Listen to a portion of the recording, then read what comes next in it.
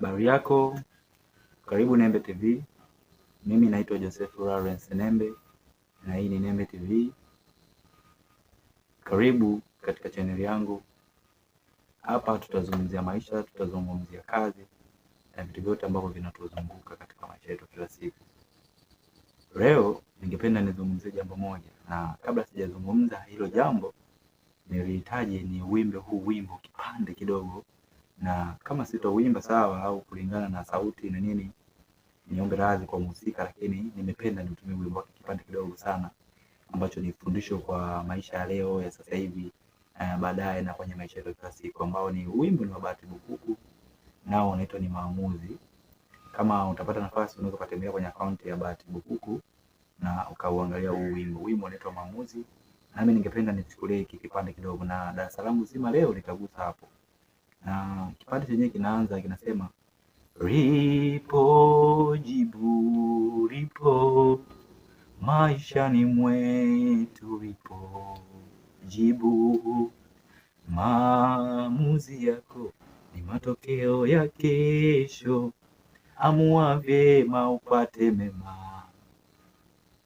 Nafikiri wimbo wenyewe unajieleza kabisa, na katika mfumo wetu wa maisha kila siku unatuhitaji sisi tufanye maamuzi kwa kila siku. Sasa maamuzi ni nini? Maamuzi ni jambo au tukio ambalo linapangwa na mtu, linapangwa kuanzia kwenye mfumo wa akili kuja katika kutekelezwa kwa vitendo, ambapo jambo hilo sasa linaweza lika katika mfumo chanya ama mfumo hasi. Na maana nikizungumzia mfumo chanya na hasi, maana katika mfumo wa faida na mfumo wa hasara. Sasa wengi tumejikuta tukifanya maamuzi ambayo yanatuingiza katika mambo tofauti ambayo baadaye huja na kutuleta katika matatizo mengi sana. Sasa mimi leo nataka nijaribu kuongelea kwamba maamuzi chanya ni yapi. Maamuzi chanya ni maamuzi yenye faida. Sasa na ni vipi mtu anaweza kuamua maamuzi chanya au maamuzi hasi?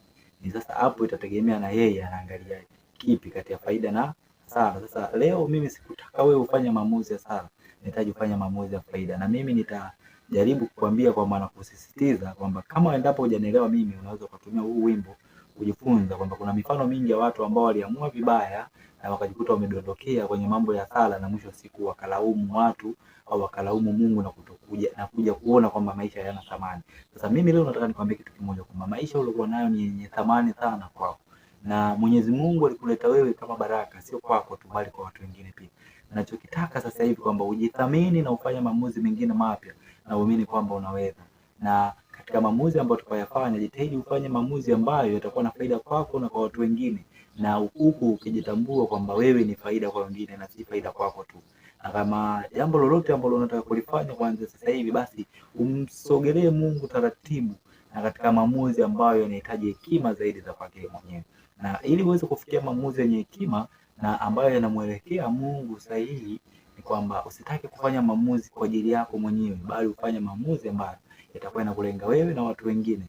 Hapo sasa tutasema kwamba huyu mtu amefanya maamuzi yenye faida, kwa sababu yatakuwa ni maamuzi ambayo yasiyojidhuru na wala yasiyozuru watu wengine, kwa sababu utakapotambua kwamba wewe ni baraka, na maana utajua kwamba mimi wengine wananihitaji na wengine wewe unawahitaji. Kwa hiyo ningependa kwanza ujifunze kwenye swala la maamuzi, na ujue kwamba maamuzi gani ambayo unataka kufanya. Je, ni maamuzi ya hasara au maamuzi ya faida?